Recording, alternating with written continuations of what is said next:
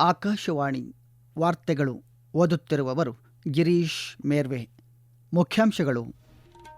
ನವದೆಹಲಿಯಲ್ಲಿ 16ನೇ ಬ್ರಿಕ್ಸ್ ರಾಷ್ಟ್ರೀಯ ಭದ್ರತಾ ಸಲಹೆಗಾರರ ಸಭೆ ಸಂಪನ್ನ.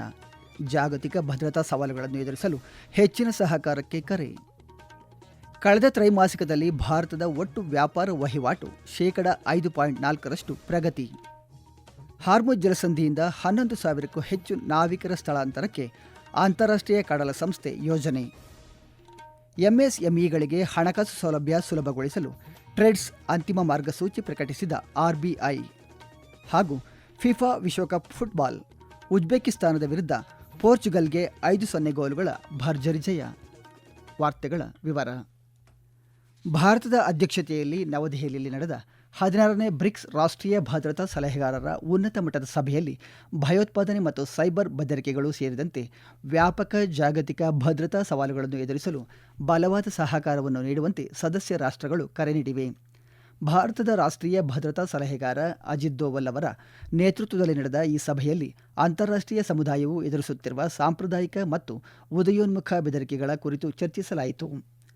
ಗಡಿಗಳನ್ನು ಮೀರಿ ಬೆಳೆಯುತ್ತಿರುವ ಭದ್ರತಾ ಅಪಾಯಗಳ ಮೇಲೆ ಸಭೆಯು ಪ್ರಮುಖವಾಗಿ ಗಮನಹರಿಸಿತು ಎಂದು ವಿದೇಶಾಂಗ ವ್ಯವಹಾರಗಳ ಸಚಿವಾಲಯ ತಿಳಿಸಿದೆ. ಇಂಧನ ಮತ್ತು ಆಹಾರ ಭದ್ರತೆಯಿಂದ ಹಿಡಿದು ಹವಾಮಾನ ವೈಪರೀತ್ಯ ಹಾಗೂ ಭಯೋತ್ಪಾದಕ ಸಂಘಟನೆಗಳು ಹೊಸ ತಂತ್ರಜ್ಞಾನಗಳನ್ನು ದುರುಪಯೋಗಪಡಿಸಿಕೊಳ್ಳುತ್ತಿರುವ ವಿಷಯಗಳ ಬಗ್ಗೆ ಪ್ರತಿನಿಧಿಗಳು ಪರಸ್ಪರ ವಿಚಾರ ವಿನಿಮಯ ಮಾಡಿಕೊಂಡರು. ಮೇ ಮತ್ತು ಜೂನ್ ತಿಂಗಳಿನಲ್ಲಿ ನಡೆದಿದ್ದ ಭಯೋತ್ಪಾದನೆ ನಿರೋಧಕ ಹಾಗೂ ಮಾಹಿತಿ ತಂತ್ರಜ್ಞಾನ ಬಳಕೆ ಭದ್ರತೆಗೆ ಸಂಬಂಧಿಸಿದ ಬ್ರಿಕ್ಸ್ ಜಂಟಿ ಕಾರ್ಯಕಾರಿ ತಂಡಗಳ ಸಭೆಯ ಫಲಿತಾಂಶಗಳನ್ನು ಇದೇ ವೇಳೆ ಪರಿಶೀಲಿಸಲಾಯಿತು. ಭದ್ರತಾ ಸಾಮರ್ಥ್ಯ ವೃದ್ಧಿ, ಮಾಹಿತಿ ಹಂಚಿಕೆ ಮತ್ತು ಕಾನೂನು ಜಾರಿ ಸಂಸ್ಥೆಗಳ ನಡುವಿನ ಸಮನ್ವಯದ ಮೂಲಕ ಭಯೋತ್ಪಾದನೆ ಹಾಗೂ ಸೈಬರ್ ಅಪಾಯಗಳನ್ನು ಸಾಮೂಹಿಕವಾಗಿ ಹತ್ತಿಕ್ಕಲು ನಾಯಕರು ಬೆಂಬಲ ಸೂಚಿಸಿದರು. ಸದೃಢತೆ, ನಾವೀನ್ಯತೆ, ಸಹಕಾರ ಮತ್ತು ಸುಸ್ಥಿರತೆಗಾಗಿ ನಿರ್ಮಾಣ ಎಂಬ ಶೀರ್ಷಿಕೆಯಡಿ 2026ರಲ್ಲಿ ಭಾರತ ವಹಿಸಿಕೊಂಡಿರುವ ಬ್ರಿಕ್ಸ್ ಅಧ್ಯಕ್ಷತೆಗೆ ಎಲ್ಲ ರಾಷ್ಟ್ರಗಳ ಭದ್ರತಾ ಸಲಹೆಗಾರರು ಪೂರ್ಣ ಬೆಂಬಲ ವ್ಯಕ್ತಪಡಿಸಿದರು. ಸಭೆ ಸಂಪನ್ನಗೊಂಡ ನಂತರ ನಿಯೋಗದ ಸದಸ್ಯರು ಪ್ರಧಾನಿ ನರೇಂದ್ರ ಮೋದಿ ಅವರನ್ನು ಭೇಟಿ ಮಾಡಿದರು. ಸದೃಢ ಆರ್ಥಿಕತೆ, ಸುಸ್ಥಿರ ಅಭಿವೃದ್ಧಿ ಮತ್ತು ಅಂತರ್ಗತ ಬೆಳವಣಿಗೆಗಾಗಿ ಬಲವಾದ ಬಹುಪಕ್ಷೀಯ ಸಹಕಾರ ಅಗತ್ಯ ಎಂದು ಕೇಂದ್ರ ಹಣಕಾಸು ಸಚಿವೆ ನಿರ್ಮಲಾ ಸೀತಾರಾಮನ್ ತಿಳಿಸಿದ್ದಾರೆ. ಬೆಳವಣಿಗೆಗಾಗಿ ಜಾಗತಿಕ ಸಂಗಮ ಶೃಂಗಸಭೆಯನ್ನುದ್ದೇಶಿಸಿ ವರ್ಚುವಲ್ ಮೂಲಕ ಮಾತನಾಡಿದ ಅವರು, ಜಾಗತಿಕ ಸಂಘರ್ಷ ಹಾಗೂ ಅನಿಶ್ಚಿತತೆಯ ಪರಿಣಾಮಗಳು ಅಭಿವೃದ್ಧಿಶೀಲ ರಾಷ್ಟ್ರಗಳು ಮತ್ತು ಜಾಗತಿಕ ದಕ್ಷಿಣ ರಾಷ್ಟ್ರಗಳ ಮೇಲೆ ಅಸಮ ಪ್ರಮಾಣದಲ್ಲಿ ಬೀಳುತ್ತಿದ್ದು, ಇದನ್ನು ಎದುರಿಸಲು ಸಂಘಟಿತ ಜಾಗತಿಕ ಕ್ರಮ ಅನಿವಾರ್ಯವಾಗಿದೆ ಎಂದರು. ಭಾರತದ ಆರ್ಥಿಕ ಪ್ರಗತಿ ಉಲ್ಲೇಖಿಸಿದ ಸಚಿವರು, ದೇಶದ ಬೆಳವಣಿಗೆಯು ಪ್ರಮುಖವಾಗಿ ದೇಶೀಯ ಬೇಡಿಕೆಯಿಂದ ಪ್ರೇರಿತವಾಗಿದೆ. ಭಾರತ ವಿಶ್ವದ ಅತ್ಯಂತ ವೇಗವಾಗಿ ಬೆಳೆಯುತ್ತಿರುವ ಪ್ರಮುಖ ಆರ್ಥಿಕತೆಗಳಲ್ಲಿ ಒಂದಾಗಿದ್ದು, ಮಧ್ಯಮ ಅವಧಿಯಲ್ಲಿ ಜಿಡಿಪಿ ಬೆಳವಣಿಗೆಯು 7% ಆಸುಪಾಸಿನಲ್ಲಿ ಭದ್ರವಾಗಿರಲಿದೆ ಎಂದು ವಿಶ್ವಾಸ ವ್ಯಕ್ತಪಡಿಸಿದರು. ಫ್ರಾನ್ಸ್ ಅಧ್ಯಕ್ಷ ಎಮ್ಯಾನ್ಯುಯಲ್ ಮ್ಯಾಕ್ರನ್ ಅಧ್ಯಕ್ಷತೆಯಲ್ಲಿ ನಡೆದ ಈ ಶೃಂಗಸಭೆಯಲ್ಲಿ G7 ರಾಷ್ಟ್ರಗಳು ಹಾಗೂ ಅಂತಾರಾಷ್ಟ್ರೀಯ ಹಣಕಾಸು ನಿಧಿ IMF ಪ್ರತಿನಿಧಿಗಳು ಭಾಗವಹಿಸಿದ್ದರು. ಕಳೆದ ತ್ರೈಮಾಸಿಕದಲ್ಲಿ ಭಾರತದ ಒಟ್ಟು ವ್ಯಾಪಾರ ವಹಿವಾಟು 5.4% ಪ್ರಗತಿ ಸಾಧಿಸಿದೆ ಎಂದು ನೀತಿ ಆಯೋಗದ ಉಪಾಧ್ಯಕ್ಷ ಡಾಕ್ಟರ್ ಅಶೋಕ್ ಕುಮಾರ್ ಲಾಹಿರಿ ತಿಳಿಸಿದ್ದಾರೆ.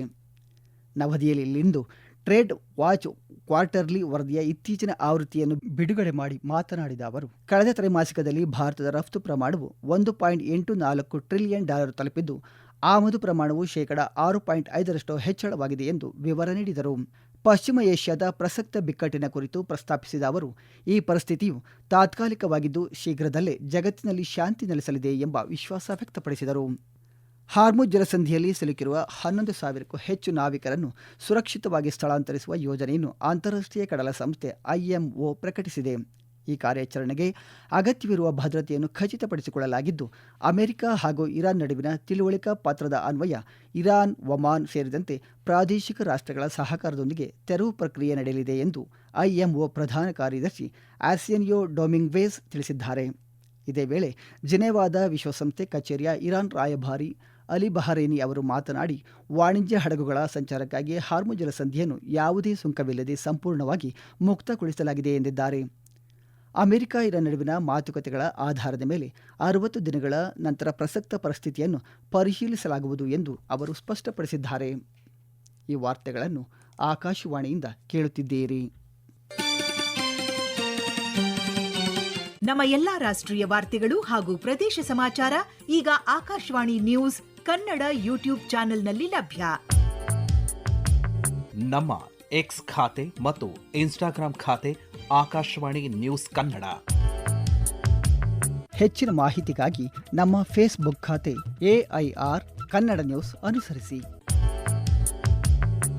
ಮಾಹಿತಿಯ ಹೂರಣ ವಾರದ ಕಾರ್ಯಕ್ರಮ ಪ್ರಚಲಿತ ವಿದ್ಯಮಾನ ಪ್ರತಿ ಬುಧವಾರ 9:15ಕ್ಕೆ.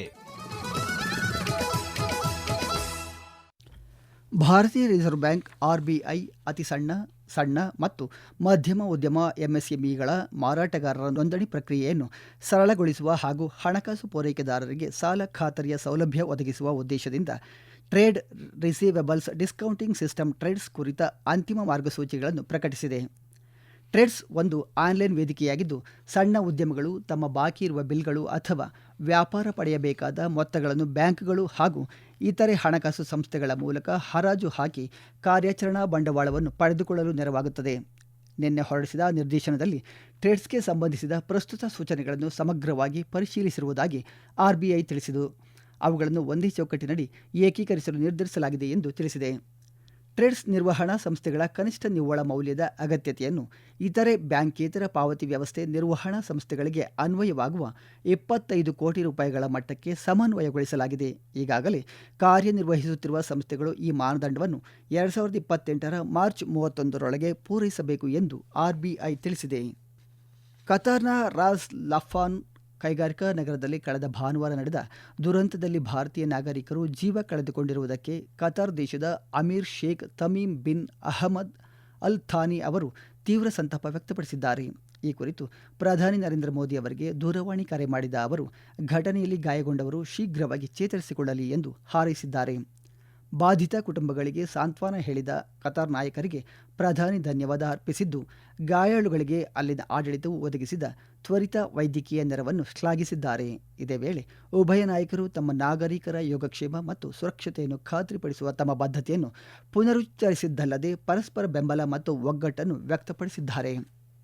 ವಿಶ್ವಸಂಸ್ಥೆಯ ಶಾಂತಿಪಾಲನಾ ಪಡೆಗಳ ಮೇಲೆ ದಾಳಿ ನಡೆಸುವವರ ವಿರುದ್ಧ ಕಠಿಣ ಕ್ರಮ ಕೈಗೊಳ್ಳುವಂತೆ ವಿಶ್ವಸಂಸ್ಥೆಯ ಭದ್ರತಾ ಮಂಡಳಿ ಸರ್ವಾನುಮತದ ನಿರ್ಣಯ ಅಂಗೀಕರಿಸಿದೆ. ಇದರೊಂದಿಗೆ ದಾಳಿಗೆ ತುತ್ತಾದ ಸೈನಿಕರು ಯಾವುದೇ ದೇಶಕ್ಕೆ ಸೇರಿದವರು ಆಯಾ ದೇಶಗಳನ್ನು ತನಿಖೆಯಲ್ಲಿ ಭಾಗಿಯಾಗಿಸಿಕೊಳ್ಳುವುದನ್ನು ನಿರ್ಣಯವು ಬೆಂಬಲಿಸಿದೆ.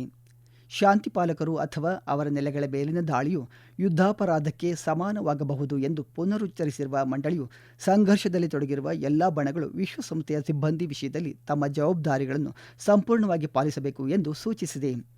ಭಾರತ ಸೇರಿದಂತೆ 150ಕ್ಕೂ ಹೆಚ್ಚು ದೇಶಗಳು ಈ ನಿರ್ಣಯವನ್ನು ಜಂಟಿಯಾಗಿ ಪ್ರಾಯೋಜಿಸಿದ್ದು, ಇದು ಶಾಂತಿಪಾಲಕರ ಸುರಕ್ಷತೆಯ ಕುರಿತು ಅಂತಾರಾಷ್ಟ್ರೀಯ ಸಮುದಾಯಕ್ಕಿರುವ ಕಳಕಳಿಯನ್ನು ಪ್ರತಿಬಿಂಬಿಸುತ್ತದೆ.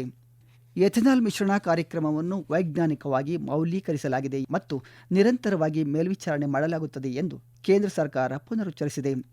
ಎಥೆನಾಲ್ ಮಿಶ್ರಿತ ಪೆಟ್ರೋಲ್ ಕುರಿತು ಸಾಮಾಜಿಕ ಮಾಧ್ಯಮಗಳಲ್ಲಿ ಹರಡುತ್ತಿರುವ ಆಧಾರರಹಿತ ಹೇಳಿಕೆಗಳು ಸಾರ್ವಜನಿಕರನ್ನು ದಾರಿ ತಪ್ಪಿಸುವ ಗುರಿಯನ್ನು ಹೊಂದಿವೆ ಎಂದು ಕೇಂದ್ರ ಸರ್ಕಾರ ಗಮನಿಸಿದ್ದು, E20 ಪೆಟ್ರೋಲ್ ಅನ್ನು ಪರಿಚಯಿಸಿದಾಗಿನಿಂದ ಎಥೆನಾಲ್ ಮಿಶ್ರಣಕ್ಕೆ ಕಾರಣವಾದ ಎಂಜಿನ್ ವೈಫಲ್ಯ ಅಥವಾ ವಾಹನ ಸ್ಥಗಿತದ ಯಾವುದೇ ವ್ಯಾಪಕ ಸಮಸ್ಯೆಗಳು ವರದಿಯಾಗಿಲ್ಲ ಎಂದು ಕೇಂದ್ರ ಸರ್ಕಾರ ತಿಳಿಸಿದೆ.